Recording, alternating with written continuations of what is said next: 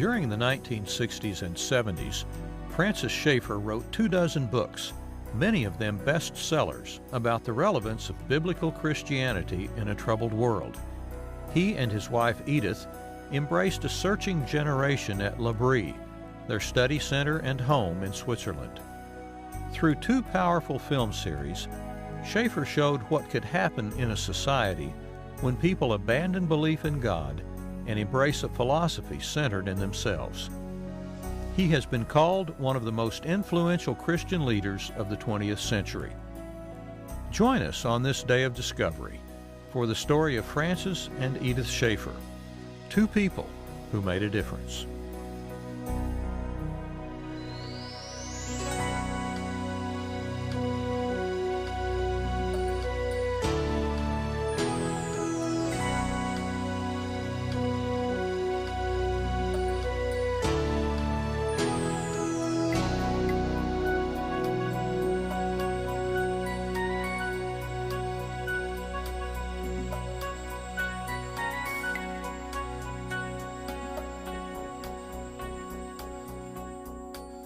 When Francis Schaeffer was a student here at Germantown High School in Philadelphia, he would have been the last person to suspect what lay ahead for him. He didn't even know that Edith Saville, the girl he would marry, lived right down the road. And years later, Edith would call their lives a tapestry that only God could weave. Born on January 30th, 1912, Francis was the only child of Frank and Bessie Schaeffer. His parents wanted him to get an education and a good job working with his hands.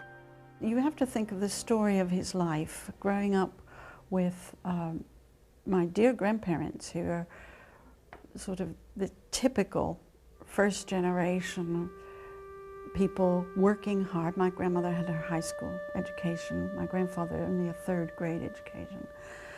And they worked hard for this one child to give him good clothes, live in a good house, wanted things to work out for him. Half a world away, on November 3rd, 1914, Edith Saville became the 3rd daughter born to her missionary parents in China. When Edith was 5, her family returned to America and eventually settled in Philadelphia when she was a teenager. She had the academic, scholarly background which my father had lacked, and also the huge Christian heritage. So my grandparents were missionaries on my mother's side, the Savilles, and she'd been born in China, had a passion for missionary work all her life, with a special love of anyone Asian, and especially Chinese.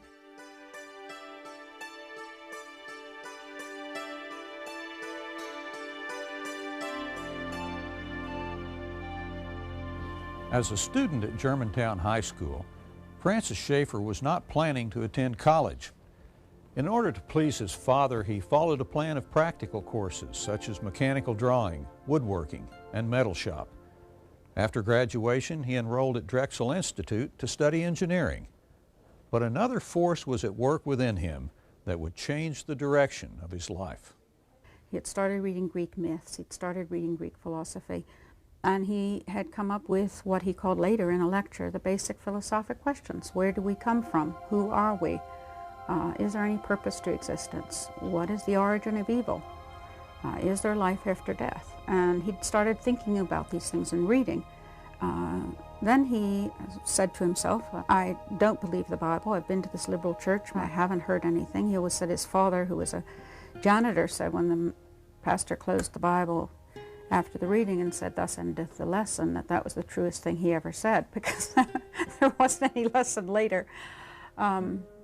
So out of this background, he had discarded the Bible, but at a certain point he thought to himself that it was dishonest to discard the Bible without having read it.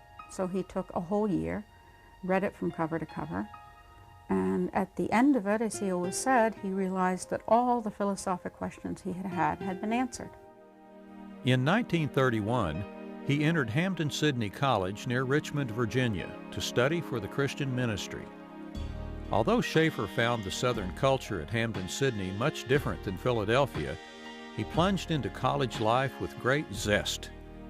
He joined the Ministerial Association, the Literary Society, and took part in the Student Christian Association. The student body of Hampden-Sydney, at the time Dr. Schaeffer entered in 1931, numbered about 300 with a faculty of roughly 20. The teaching of the members of the faculty at that time was extraordinarily strong, and their personal relations with the students gave them an impact, an influence on these young men that it's hard to repeat nowadays. In the summer of 1932, Francis and Edith met at a church group in Germantown when they both spoke out to defend the truth of the Bible. Fran had said to the boy next to him, "Who in the world's that girl? I didn't know there was anybody in this church that knew things like that." And he said, "Oh, that's Edith Saville." And meantime, I was saying to the girl next to me, "Who on earth's that boy?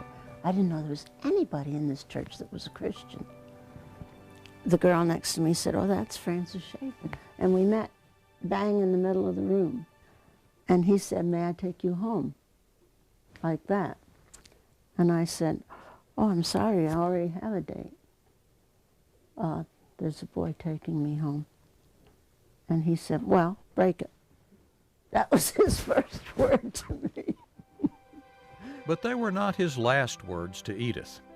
A friendship quickly developed that soon blossomed into love. It continued to grow through their letters while he was away at college. In the midst of very busy schedules, they always found time to write. He was president of what is now would be called a pre-ministerial association, the League of Evangelical Students, which was a very potent organization in those days. He also had to learn, I mean, any boy coming here, in those days especially, with such a small student body, would have to learn to get along with, as the prayer book says, all sorts and conditions of men. He would have to have learned to get along with boys that were not exactly hostile to his way of thinking, but certainly not exactly amenable to it. Dormitory life in any college is a testing ground for character in many ways. That's where students learn to really get along with one another. Great emphasis in college life on athletics, as now, on social things, the sort of thing that Dr. Schaeffer and some of his friends were opposed to, such as dancing, card playing, typical college boy pursuits, and of course much of it lubricated by what was still illegal alcohol. Even during Prohibition, bootleg liquor and local moonshine were easy for the students to obtain. Many Saturday nights, Schaeffer's dorm mates staggered back to Cushing Hall and shouted out his name. He helped them find their rooms and got them into bed, but the next morning he woke them up and took them to the college chapel. You see, it was part of their deal. He agreed to help them when they were drunk, and they agreed to go to church with him. So I think his life in Cushing Hall as a student would have been a testing ground for him. He had to learn to give and take, and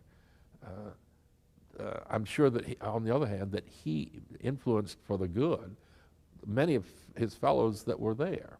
Everyone respected Francis Schaeffer, even as a student. He was a guy that was looked on as solid. He was a good, quiet presence in a community that could use that kind of presence. While Fran attended Hampden-Sydney College, Edith commuted each day from her parents' home in Germantown to Beaver Women's College, just north of Philadelphia.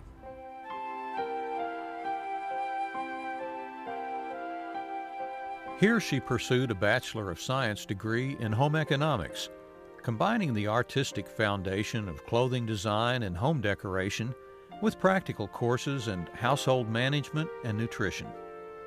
It was a field Edith loved and in which she excelled, but she chose to leave school a year short of her degree to marry Francis Schaeffer in the summer of 1935.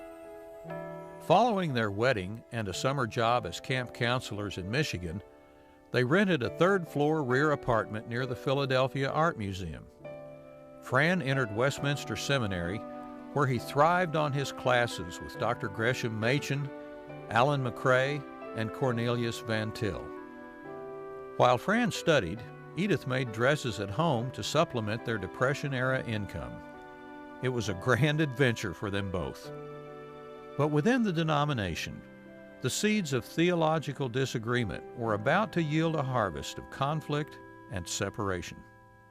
The issues that Dr. Machen fought for were the basic issues of the truth of the Bible and the truth of the Christian faith and the reality of salvation. Dr. Machen was tried and was condemned because he held for the basic fundamentals of the Christian faith. It was a time when the heart of the gospel was being attacked, and many of us felt, and Dr. Machen himself, I believe, felt, that we should keep our emphases on the major fundamentals of the faith. Francis Schaeffer, when he started in on something, he was all out. And when we started Faith Seminary, he took an active part, though he was a student. Vernon Grounds, who entered Faith Seminary in 1937, described the atmosphere as intense. We were being trained to move out into an apostate Christendom and be a corrective force.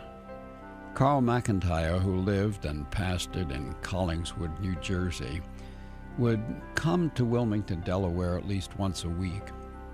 And in chapel, he would speak about the latest developments of apostasy. And of course, he was a very forceful, dynamic, and sold-out individual, and made all of us feel that this was God's calling, that we too should be spearheading the 20th century Reformation. In May 1938, Fran Schaeffer graduated from Faith Seminary and was ordained as a minister in the Bible Presbyterian Church. We had no great vision of anything. We really believed what we both believed thoroughly, that God is our Father, and that He would unfold what He wanted us to do. Where were we going to go? We had no idea. So when we went to Grove City, Pennsylvania, after seminary, Fran was called to a little church there. It seemed so unromantic, so very different from what we had pictured. My grandfather, George Howe, he owned a coffee company, and when the Schaeffers were ready to move here, he sent a small fleet of his trucks to Philadelphia to move Frances and Edith and their first child, I believe was Priscilla, back to Grove City in one of these coffee trucks. My grandfather was one of 6 elders who were very dissatisfied with the teachings in the church they were in. They decided to start another church. They felt the one they were in was too filled with modernism, as they called it in those days, which I think today they would call liberalism. It was a very small number of people meeting in the American Legion Hall.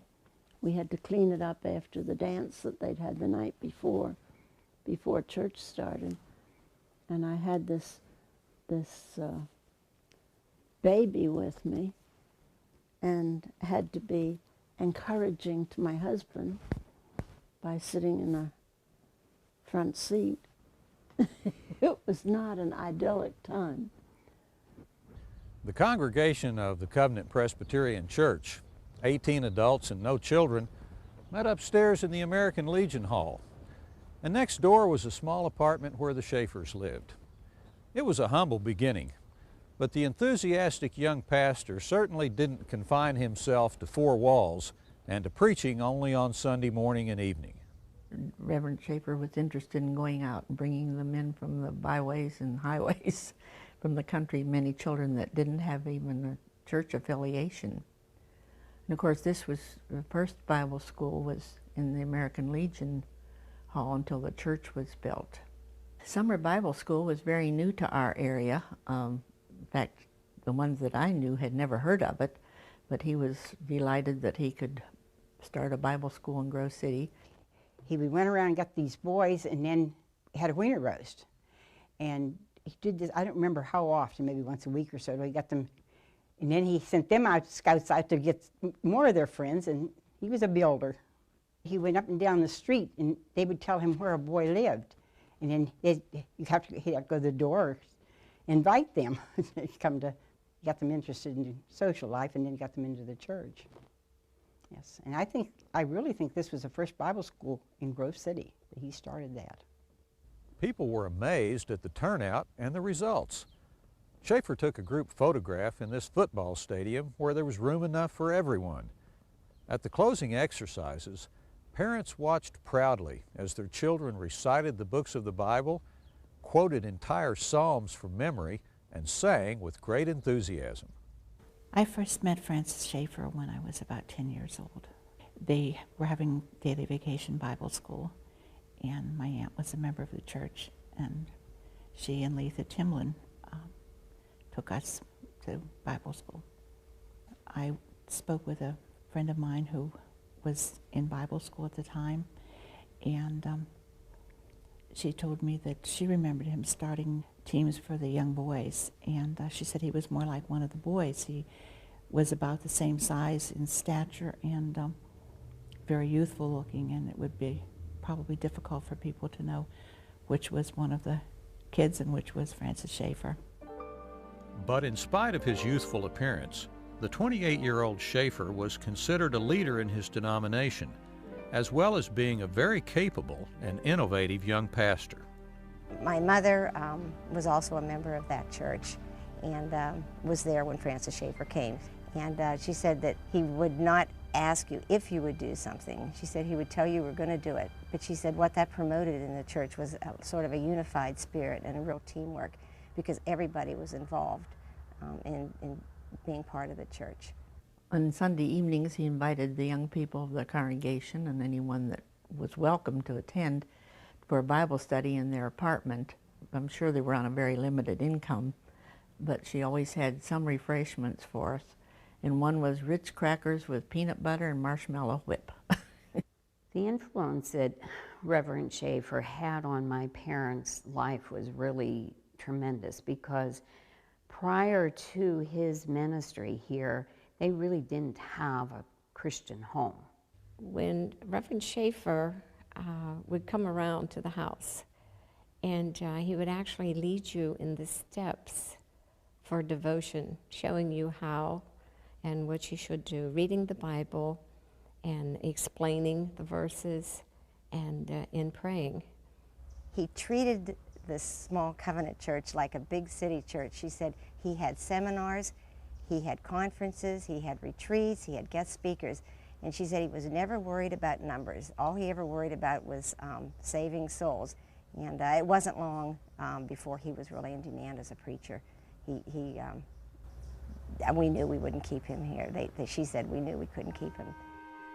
In 1941, after 3 years in Grove City, the Schaefers moved to Chester, Pennsylvania, where Fran became associate pastor of the Bible Presbyterian Church under Dr. Abraham Latham. Fran continued his work with children, including summer camps and Bible school.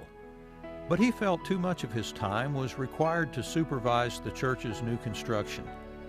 After a call came from a church in St. Louis, he and Edith wrestled with the decision and finally decided to accept. But before leaving, Fran personally visited every member of the congregation to say goodbye.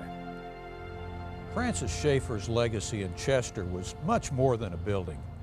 The friendships and relationships he and Edith established here would endure as their greatest contribution. A few months after Francis Schaeffer arrived as pastor, the Bible Presbyterian Church on North Union Street overflowed during the summer Bible school. A St. Louis newspaper devoted an entire page to this unique outreach that drew 700 children from all over the city. We were about 4th or 5th grade when summer Bible school began, and it was the first one in the metropolitan St. Louis area when Francis Schaeffer was pastor here. So it went all over the metropolitan area.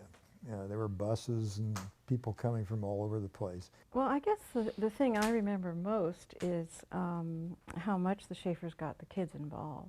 Teaching us the books of the Bible, they would lead up in front, and we would all sort of chant out the books of the Bible, and they would want us to get louder, and it was, you know, for a kid in church to be as loud as possible, that was a real treat. It was just very exciting. The Schaeffers just made it very exciting, and for kids, you know, 10-year-old, that was, church had not always been like that, so it was fun. In the morning, we had all sorts of classes, and very, very rigorous, really. Great deal of memorization, but it was a summer Bible school from the kindergarten, I believe, right on up through high school. We did reams of scripture. I remember we memorized, well, one passage of 1 Corinthians 15, the entire chapter. But it had a big impact, Matter of fact, a lot of the scriptures that I remember today are all from that summer Bible school. Yeah.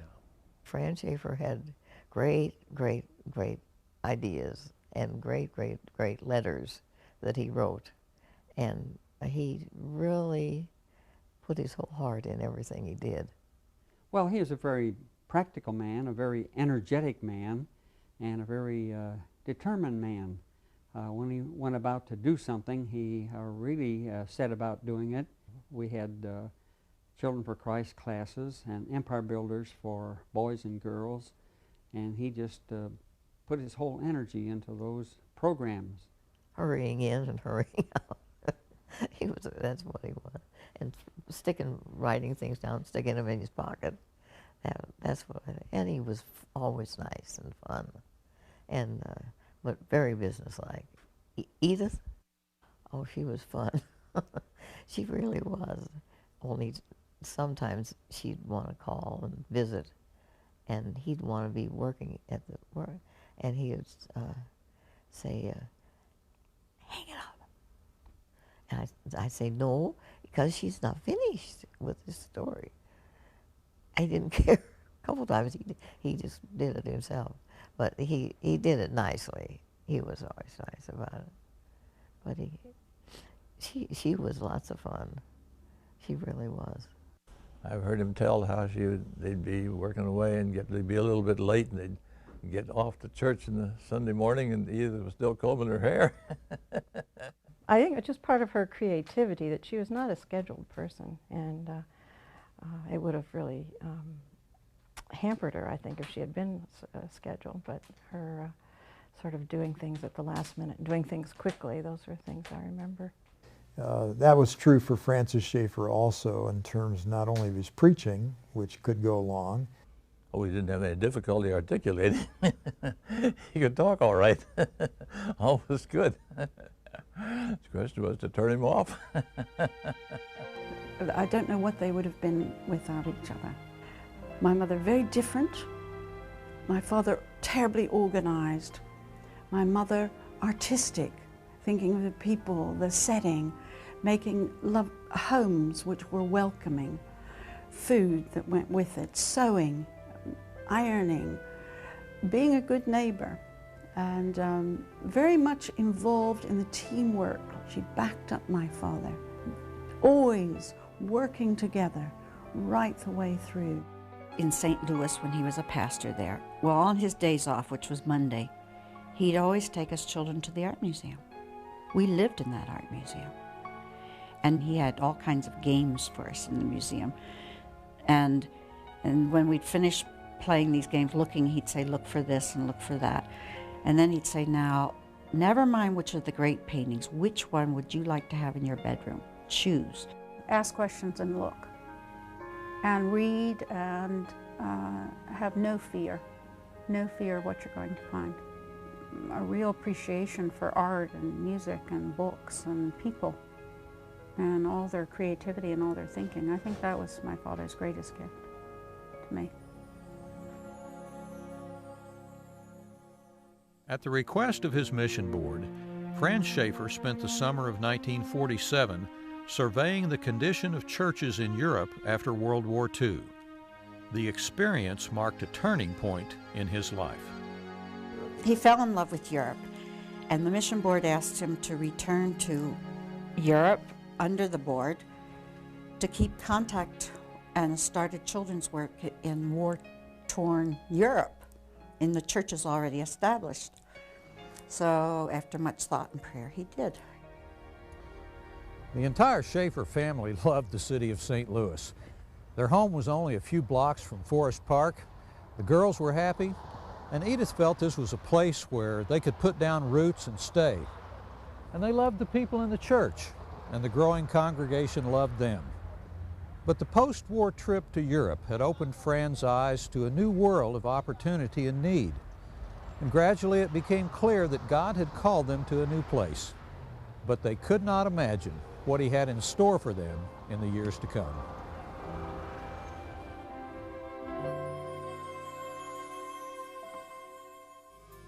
Join us next week from Switzerland for the story of L'Abri, another chapter in the biography of Francis and Edith Schaeffer.